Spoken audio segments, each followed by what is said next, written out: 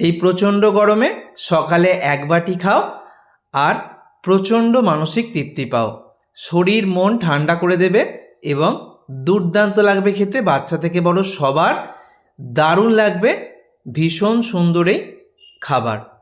তো এই রেসিপির জন্য এখানে নিয়েছি চিঁড়ে, এখানে পাতলা চিঁড়েটা নিয়েছি।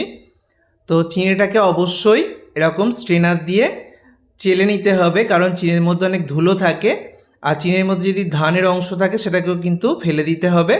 ভালো করে বেছে নেবে, তারপর জল দিয়ে খুব ভালো করে ধুয়ে নিতে হবে। যেহেতু পাতলা চিঁড়ে একবার বা দুবার জল পাল্টে ধুলেই চিঁড়েটা নরম হয়ে যাবে।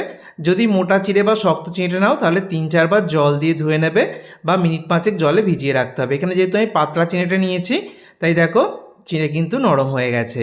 এবার এই জল দিয়ে ভালো করে ধুয়ে নেওয়া চিঁড়েটা আমি একটা থালার মধ্যে নিয়ে নিচ্ছি। আমি সমস্ত উপকরণই থালার মধ্যে সাজিয়ে দেখিয়ে দিচ্ছি।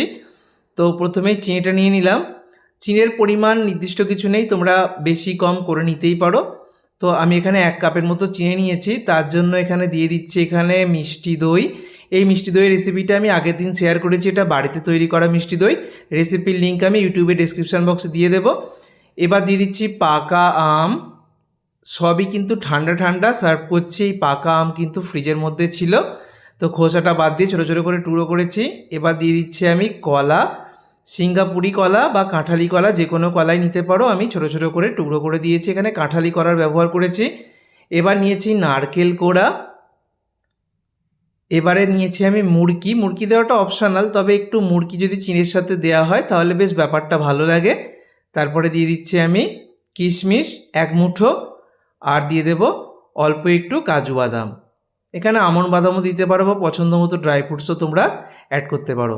সামান্য একটু লবণ দিচ্ছি, এতে করে টেস্টটা আমার মনে হয় একটু বেড়ে যাবে। তো সামান্য একটু লবণ ছড়িয়ে দিয়েছি, একবার কাছ থেকে দেখিয়ে দিচ্ছি। এখনও একটা উপকরণ দেওয়া বাকি, সেটা আমি শেষে অ্যাড করছি। সেটা হচ্ছে ঠান্ডা ঘন লিকুইড দুধ। দুধ আগে থেকে জাল দিয়ে ঠান্ডা করে আমি ফ্রিজের মধ্যে রেখে দিয়েছিলাম। এই ফ্রিজের মধ্যে থেকে ঠান্ডা দুধ বার করে আমি দিয়ে দিলাম। এই দুধটা দিয়ে এবার সমস্ত কিছু একসাথে মেখে নিতে হবে।